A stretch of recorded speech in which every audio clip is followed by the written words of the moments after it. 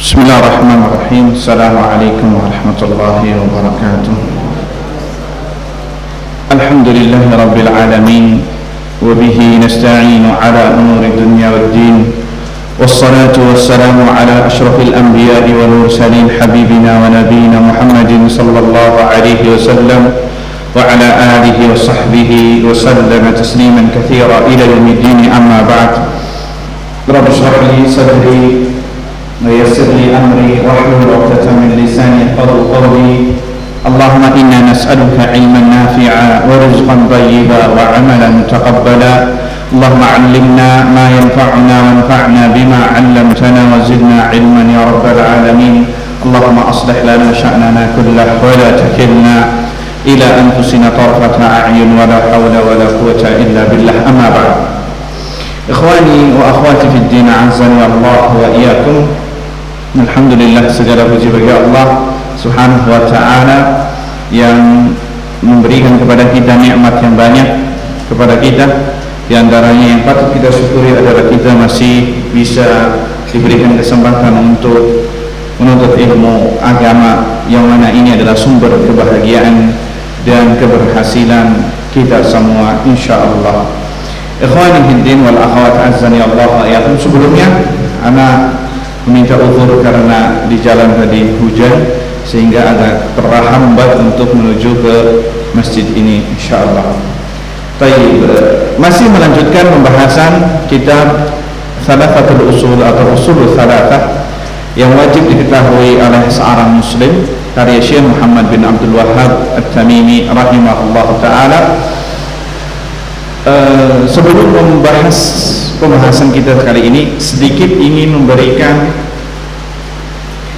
tambahan pada pertemuan yang kemarin. Ya, banyak pertanyaan yang masuk tentang masalah nadar. Ya, banyak pertanyaan, mungkin banyak yang melakukan nadar sehingga bertanya. Di antaranya, ya, kalau sudah diucapkan, ya Ustaz, bagaimana dengan perkataan, bagaimana harapan dengan nadar? Kalau harapan ya dan nadar itu dilihat dari ucapannya, segi ucapannya, ya, sehingga tatkala misalnya tadi yang bertanya, ya, jika saya bekerja maka gaji pertama saya sepertiganya saya nafkahkan atau saya sedekahkan, ini nadar atau harapan? Sudah nadar, ya, karena nadar juga ada harapan di situ, karena dia menggantungkan sesuatu dengan keadaan. Ya, itu namanya nadar mu'allaq. Ya, Ustaz, ini harapan. Ya, ngomong kayak gitu kalau sudah mendapat pekerjaan. Ya, coba kalau belum mendapat pekerjaan, belum tentu dia mengatakan ini adalah harapan. Karena nadar juga di situ ada harapan, menginginkan sesuatu dengan kondisi tertentu, itu nadar. Ya, maka kalau sudah seperti ini wajib baginya untuk apa? Untuk melaksanakannya. Makanya kata Syekh Saleh Sindi hafizahullah ta'ala memberikan nasihat kepada kita setelah menjabarkan semuanya. Kata beliau, al-ahsan wal afdal, yang lebih utama, ya, dan lebih baik adalah al-insan an la yamdar al-la yamdur, tidak, jangan bernadar. Mengapa? Ya, jika bernadar menjauhi nadar. Kalau dia mendapatkan kebaikan, ya sudah, niatkan saja dalam hati, nggak usah disebutkan. Ditakutkan ketika Anda menyebutkannya karena saking gembiranya, saking senangnya, akhirnya mengucapkan. Ditakutkan tatkala Anda menepati nadar lagi nggak bisa, lagi nggak mampu, lagi males, ya, akhirnya terjebak dalam hal yang tidak diinginkan. Ya, seperti kisah tadi, perempuan yang harus sehari puasa, sehari tidak. Gara-gara apa? Karena kebawa perasaannya, ya Allah, sekiranya kakak saya ini sembuh, saya akan berpuasa sehari dan berbuka sehari. Sampai kapan? Dia ngomong sampai saya meninggal. Lihat, ya, itu ngomong kayak gitu karena kebawa perasaan. Tapi setelah kakaknya disembuhkan, akhirnya dia berpuasa Senin, sehari sekali, kemudian berbuka seminggu, 2 minggu, sebulan, nah baru kelihatan dia kesusahan. Nah, ini muskilah kalau seperti ini, masalah, ya, tidak diperkenankan. Maka Makanya kata para ulama itu nazar itu hukumnya makruh walaupun ini ibadah. Kenapa? Ditakutkan dia tidak bisa melaksanakannya ketika dia sudah ditepati janjinya, ya, untuk menepati janjinya. Kemudian yang kedua, ilzamu ma la yajib, mewajibkan sesuatu yang tidak wajib. Nah ini contoh kemakruhannya di sini, ya. Yang mana itu sebenarnya nggak wajib bisa jadi menjadi wajib, bisa dipahami. Ini saya sebutkan karena kemarin ada yang bertanya, saya jawab bisa jadi itu nazar atau tidak. Maka di sini itu adalah bagian nazar dan wajib harus ditunaikan. Ya seperti itu. Nah, Ustaz, kalau saya memberi sedekah, kemudian dia mengatakan dengan ini saya mudah-mudahan kakak saya atau ibu saya sembuh, maka itu bukan nazar, ya. Itu bukan nazar. Nazar itu diucapkan sebelum kejadian. Paham? Nazar itu diucapkan sebelum kejadian melakukannya. Jika ya saya gini-gini, kalau sedang memberikan sedekah, mudah-mudahan dengan doa ini atau dengan sedekah ini bisa mendapatkan rezeki yang luas, itu bukan nazar, itu doa. Dan itu namanya tawassul dengan amal saleh. Baik. Masuk ke pembahasan yang kedua. Al-aslu tsani, pokok kedua. Pokok pertama sudah kita bahas tentang ma'rifatul 'abdi rabbahu, pengetahuan hamba kepada Rabbnya, dan kemudian ditutup oleh Syekh Muhammad bin Abdul Wahhab tentang masalah nazar, ya. Nah, sekarang al-aslu tsani, pokok yang kedua yang dibahas oleh Syekh tentang seorang hamba mengetahui agamanya. Ma'rifatul dinil islami bil adillah, mengetahui agama Islam dengan dalil, ya. Dan ini adalah pertanyaan-pertanyaan yang akan ditanya oleh malaikat kepada mayit tatkala dikuburkan. Ditanya tentang agamanya, ditanya tentang Rabbnya yang pertama. Jadi ini sesuai dengan pertanyaan malaikat kepada mayit. Pertama tentang Rabbnya. Kalau dia di dunia beribadah pada Allah, maka dia bisa menjawab. Hanya beribadah pada Allah saja, mentauhidkan kepada Allah Azza wa Jalla, tidak berbuat syirik, maka ketika ditanya man Rabbuk, siapa Rabbmu, maka dia akan menjawab Allah. Tapi kalau di dunia dia beribadah kepada Allah, menyembelih hewan kepada selain Allah, Nyi Rodo Kidul, atau kepada batu yang dikeramatkan, atau kuburan Habib Fulan atau Kiai Fulan, mengkeramatkan, berdoa kepada selain Allah, menyembelih kepada selain Allah, maka tatkala dia ditanya man Rabbuk, siapa Rabbmu, Rabbi adalah Allah dan Fulan ibn Fulan dan Fulan, sesuai dengan apa yang ia lakukan di dunia. Ngeri apa tidak? Ngeri. Maka jawaban itu disalahkan apa dibenarkan? Salah otomatis, ya, salah otomatis. Jadi belajar kitab ini kemudian kita amalkan, maka bisa menjawab pertanyaan malaikat. Jadi pertanyaan malaikat itu jawabannya sesuai amalan kita di dunia. Nah, ini menegaskan kita untuk mentauhidkan Allah sehingga bisa menjawab man Rabbuk, maka Rabbi Allah. Itu yang ditanyakan. Kemudian yang kedua tentang agama Islam. Lihat di sini dengan dalil. Menunjukkan apa? Menunjukkan bahwasanya kita beragama itu tidak pakai taklid, tapi mengetahui dengan dalilnya. Minimal pokok-pokok permasalahan kita harus tahu. Setidaknya kita mendengar ini dalilnya walaupun kita nggak hafal, supaya kita nggak ngikut-ngikutin orang.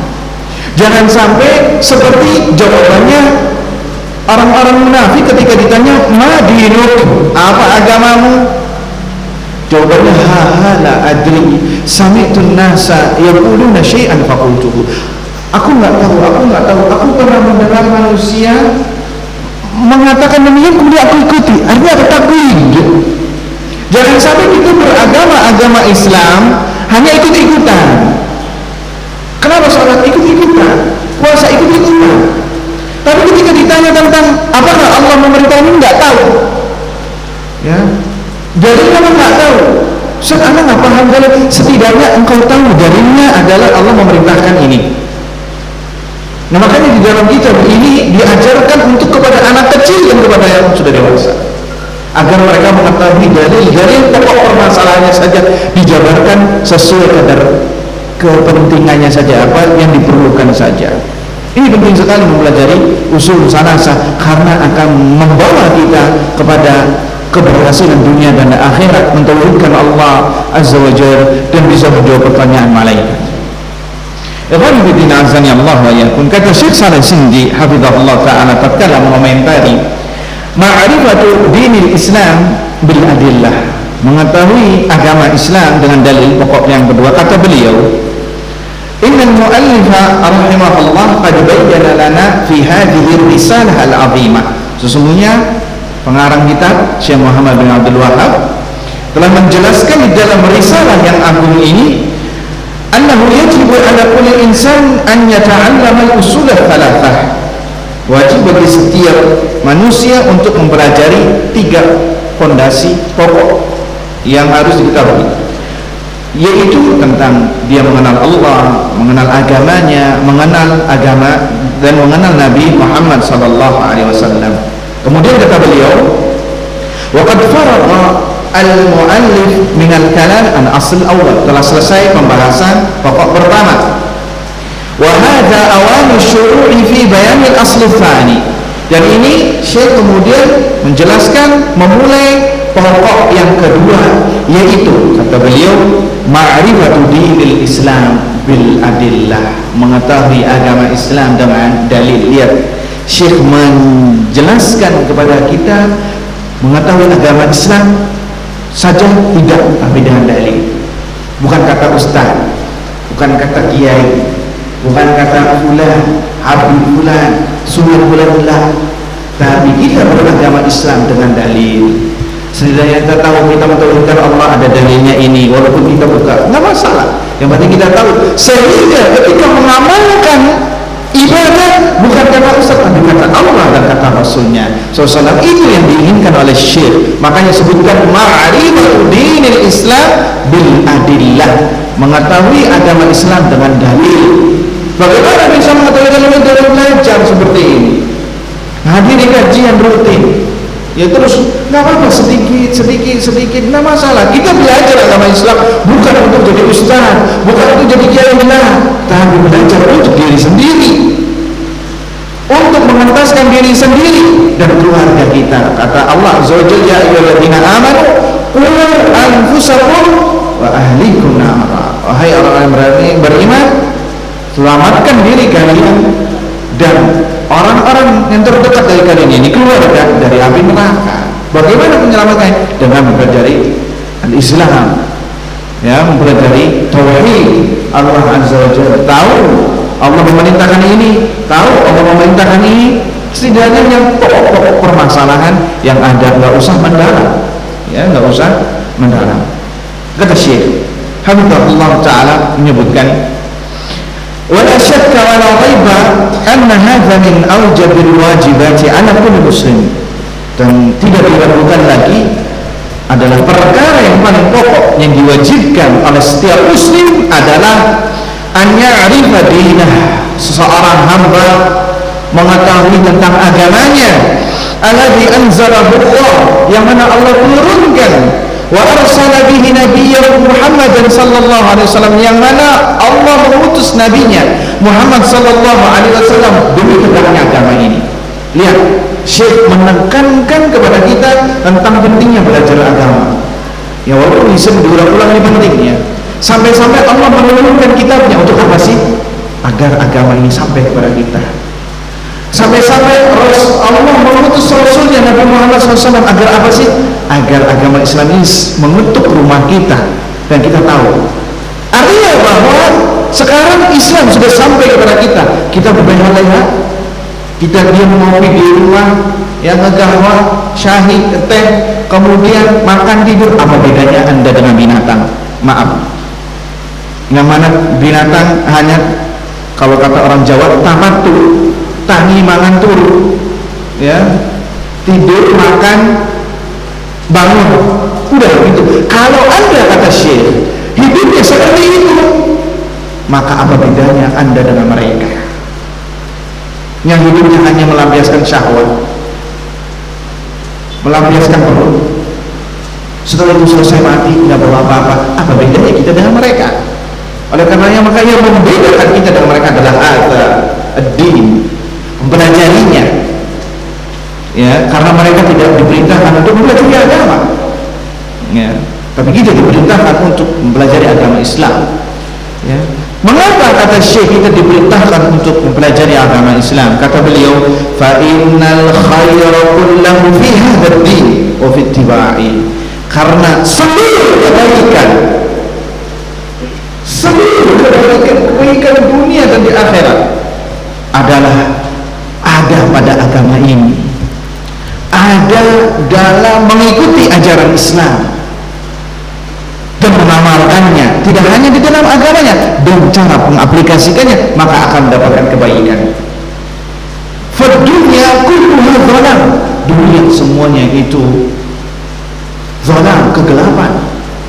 Bahkan sudah diucap mal'un sama Allah Azza wa Jalla lewat lisan nabinya, ad-dunya mal'unah wa mal'unun wa ma fiha. Dunia itu terlaknat, dan terlaknat apa yang ada, seluruh yang ada di dalamnya semuanya terlaknat. Bahkan kita semua kecuali 3, kata Nabi SAW, illa zikrullah, zikir kepada Allah Azza wa Jalla, wa muta'allim, dan orang yang belajar dan yang mengajari agama, itu yang tidak dilaknat oleh Allah Azza wa Jalla. Yang sifatnya dunia itu mal'un. Apa mal'un? Terlaknat. Kenapa? Karena dia menggiurkan, menipu. Kita bekerja, bekerja adalah kewajiban, tapi kebanyakan orang bukan hanya sebatas memenuhi kewajiban, tapi jauh terperosok ke dalam, sehingga lupa dia hidup di dunia ini bukan untuk bekerja tapi untuk ibadah, sehingga ibadah ditinggal.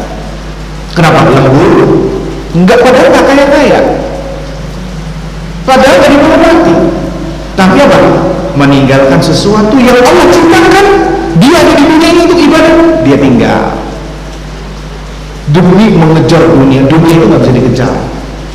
Kenapa? Karena dunia itu sedikit, ya. Dan kita hidup di dunia sebentar, enggak dibawa mati semuanya, ya, enggak dibawa mati. Kata Syekh Hafizahullah Ta'ala, fadunya kulluha dhalam, dunia semuanya itu kegelapan, illa, kecuali ma tanawwara binuril risalah al-muhammadiyah allati arsala Allah subhanahu wa ta'ala biha khairatahu min khalqihi nabiyana Muhammad sallallahu alaihi wasallam, kecuali apa yang diterangi oleh cahaya risalah Nabi Muhammad sallallahu alaihi wasallam, yaitu cahaya Islam yang dengannya seseorang bisa berpegang teguh, menjadikan dia basir, bisa melihat dengan cahaya risalah tersebut mana yang baik, mana yang halal, mana yang sunnah, mana yang bid'ah, mana yang tauhid, mana yang syirik, mana yang dimurkai dan mana yang disukai. Itu semua tidak bisa dibedakan kecuali tatkala seorang hamba berpegang teguh dengan nur risalah Muhammadiyah sallallahu alaihi wasallam, yaitu al-Islam. Ya. Jadi jangan patah semangat kita untuk mempelajari agama Islam. Mungkin karena faktor umum, lah ya akhi, Allah tidak melihat hasilnya, tapi Allah melihat proses.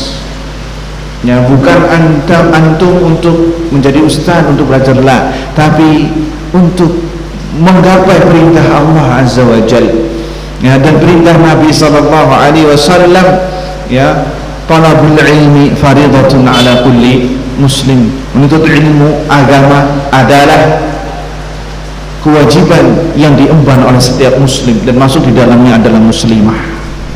Ya, karena kita akan ditanya tentang agama Islam ini, ya, oleh malaikat, dan mahdinuk, apa agamamu? Kalau kita tidak pernah mendalaminya, bagaimana kita bisa menjawab pertanyaan demikian? Apalagi yang nggak pernah ke masjid, yang nggak pernah mengamalkan amalan agama Islam yang wajib-wajibnya, bagaimana dia bisa menjawab pertanyaan tersebut? Karena menjawab pertanyaan adalah sesuai dengan kadar kita di dunia. Nah, bukan ditalakin setelah mati, ya. Setelah dikubur mayitnya, kalau ada malaikat datang kepadamu tentang Rabbmu, maka jawabnya Rabbnya adalah Allah. Dia sudah mati kok, masa ditanya seperti itu, ditalakin. Talakin sebelum mati, bukan setelah mati. ya, dan itu tidak bermanfaat. Ya, walaupun ini ada perkataan ulama yang membolehkan, tapi itu marjuh, dhaif. Ya, tidak ada para sahabat yang melaksanakan demikian. Idan ikhwan al-muslimin wal muslimat yang dirahmati Allah Subhanahu wa taala. Kalau begitu, kata Syekh memberikan nasihat kepada kita semua, idzan inna hadza lajadirun an tunfaq fihi as-sa'at wal a'mar. Kalau sedemikian pentingnya agama bagi kehidupan kita, bahkan sampai setelah matinya kita, maka sudah semestinya kita meluangkan seluruh waktu kita, umur kita untuk berkhidmat dan mempelajari agama ini sesuai dengan kapasitas dan kemampuan kita masing-masing, ya, bahkan mengarahkan seluruh obsesi kita untuk agama Islam, umur kita untuk agama Islam dengan cara mempelajarinya, mengamalkannya, ya. Yahrisul insan ala an yata'allam ma huwa ad-dinul ladzi jaa'a bihi Nabi sallallahu alaihi wasallam. Minimal seorang muslim berantusias, ya, mempelajari apa itu agama Islam yang dibawa oleh Nabi Muhammad sallallahu alaihi wasallam.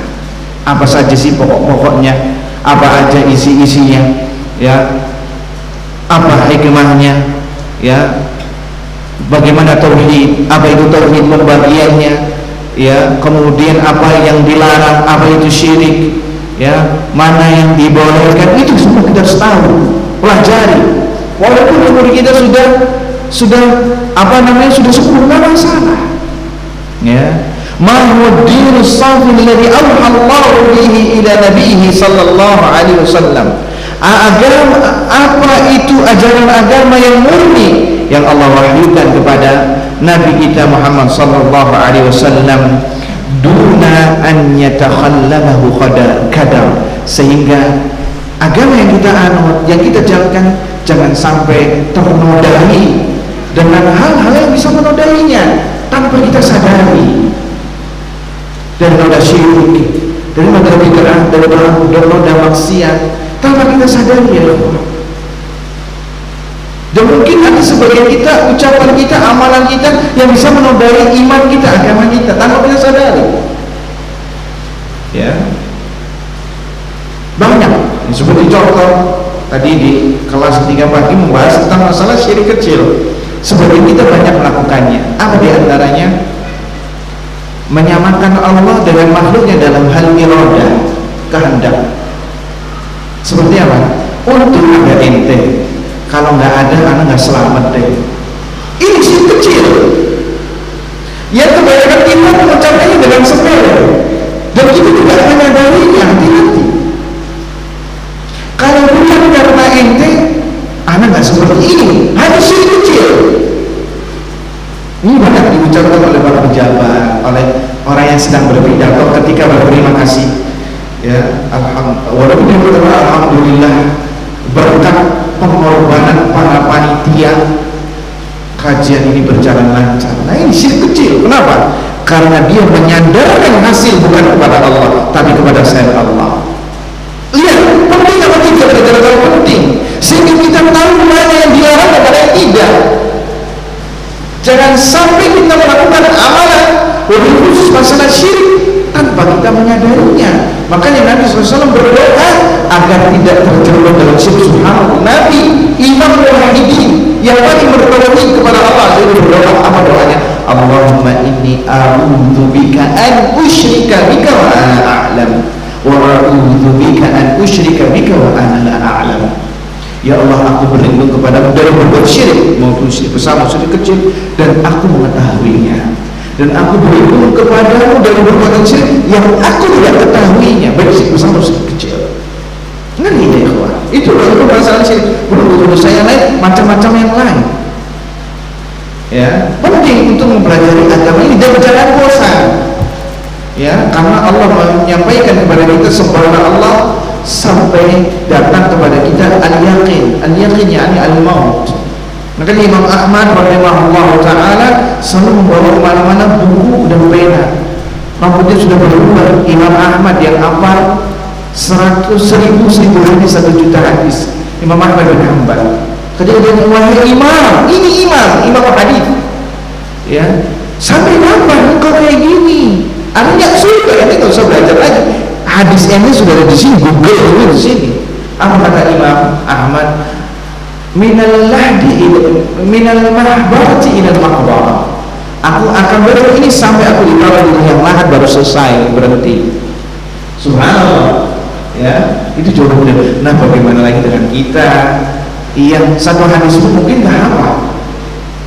Ya, Al-Quran belum hafal, hanya surat-surat pendek saja, sudah lebih harus jauh dari Imam Ahmad dalam masalah semangat kita. Ayo, jangan bandingkan kita dengan mereka. Kalau enggak kepada mereka, sama siapa lagi kita mau berkiblat? Kepada orang barat, kepada orang kafir, kepada orang liberal? Tentu tidak, karena qudwah kita adalah mereka para salafus as-salih, ya, orang-orang yang ditunjuk, yang sudah direkomendasikan oleh Allah Subhanahu wa taala, ya. Kenapa juga kata Syekh, di sini saya memberikan nasihat lagi, kenapa kita dipentingkan, ditekankan untuk belajar agama Islam? Kata beliau, fa inna zahada zaman ghurubah. Karena zaman ini, ya, zaman kita sekarang ini adalah zaman keterasingan. Sudah keterasingan, ya, sebagaimana sabda Nabi sallallahu alaihi wasallam, bada al-islamu ghariban wa sayaudu ghariban kama bada fatuba lil ghuraba. Islam dimulai dengan keterasingan ketika awal muncul, dan akan kembali lagi menjadi asing, ya, akan kembali lagi menjadi asing. Fatuba lil ghuraba, maka beruntunglah mereka yang dicap asing tadi. Artinya bahwa kalau kita ambil dari hadis ini, Islam sudah mulai ditinggalkan satu persatu oleh pemeluknya. Kenapa? Yang jadi asing sekarang. Dan itu sudah kelihatan. Antum berjenggot ke pasar, ya, walaupun sekarang alhamdulillah banyak yang berjenggot, itu masih dipandang rendah. Kenapa sih berjenggot ini orang kaku amat? Celananya cingkrang di atas mata kaki, akan dicibir, dinyinir, atau minimal ditanya, kenapa itu kaki celananya kok nggak diturunin lagi? Tapi giliran wanita yang bupati, buka paha tinggi nggak ditanya, suruh turunin. Ya, itu menunjukkan apa? Islam keterasingan.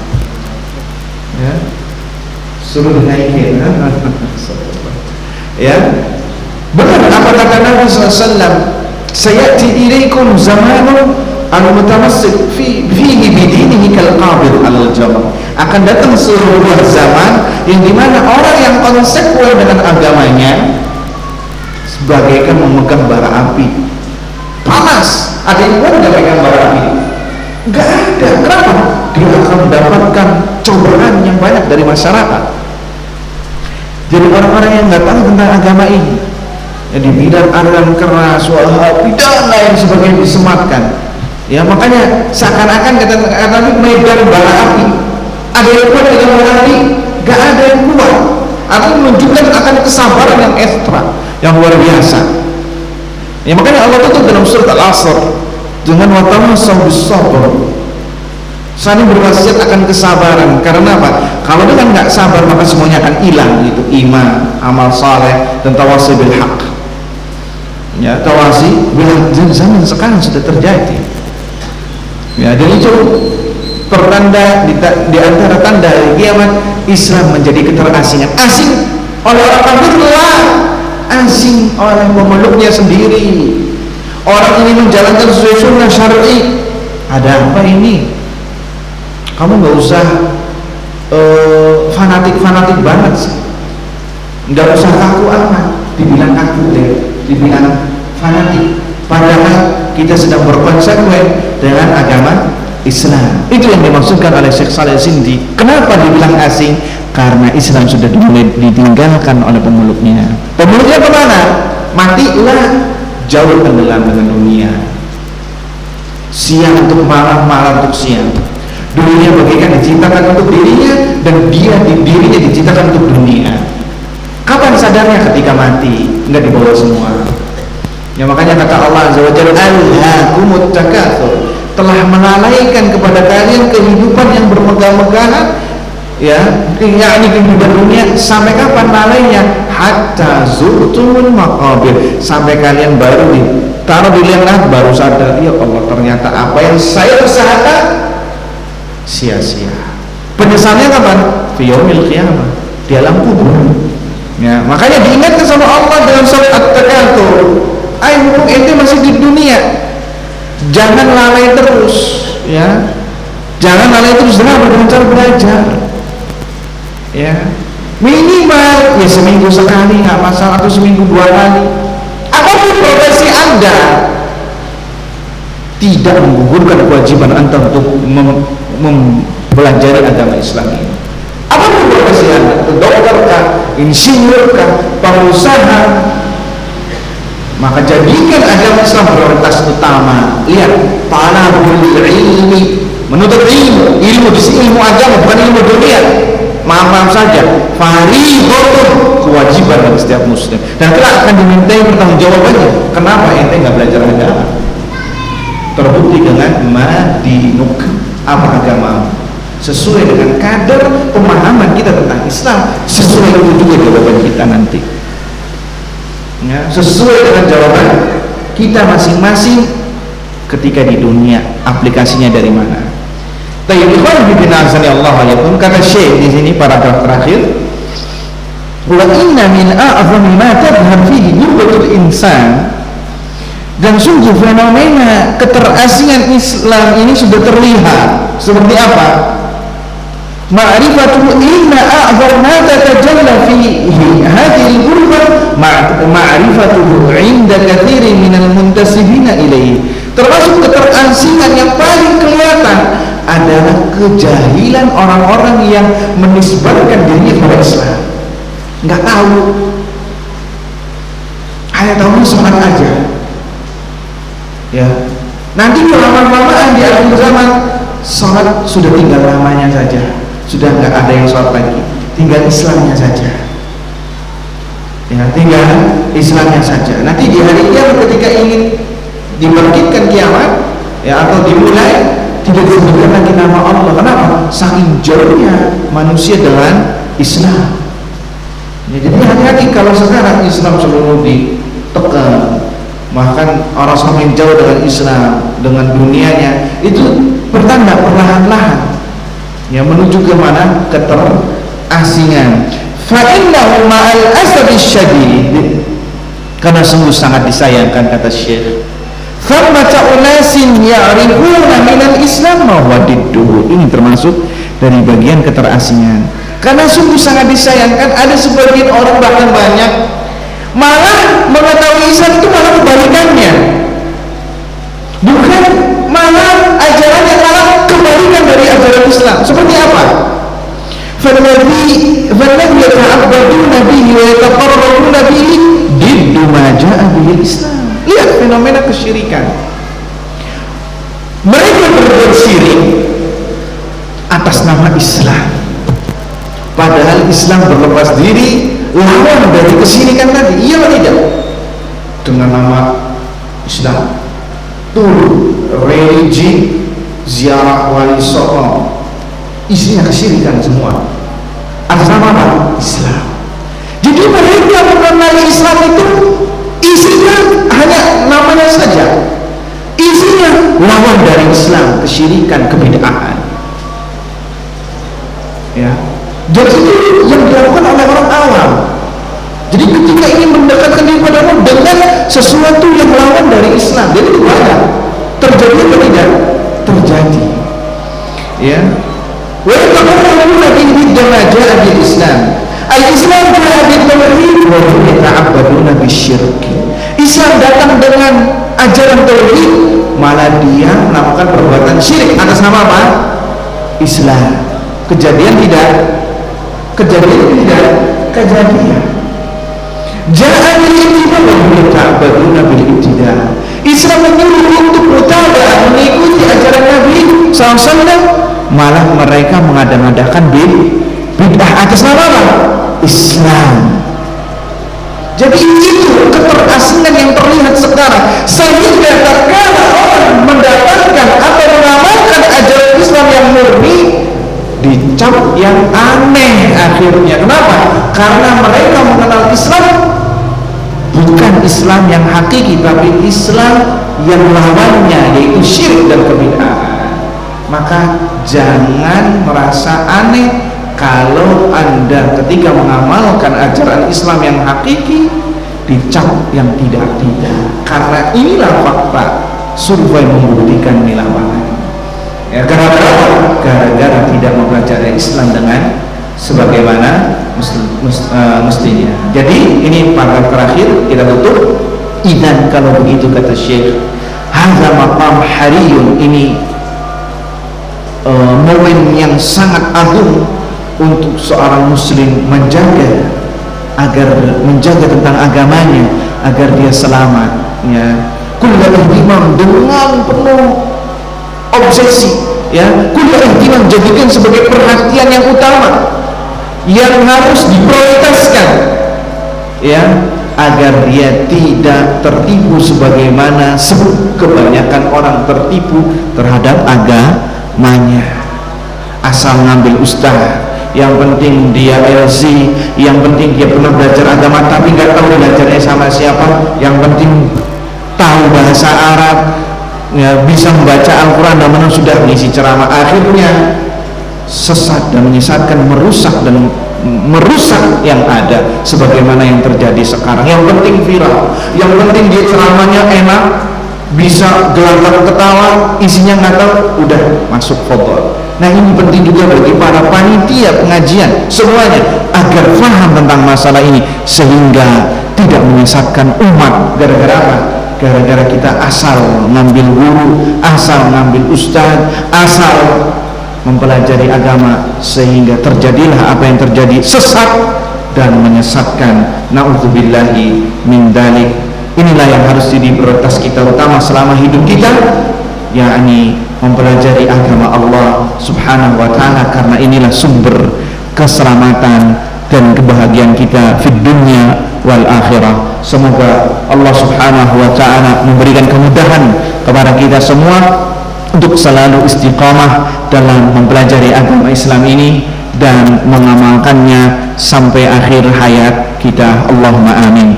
Kita tutup dengan doa kafaratul majlis. Subhanakallahumma wa bihamdika asyhadu an la ilaha illa anta astaghfiruka wa atubu ilaik. Assalamualaikum warahmatullahi wabarakatuh.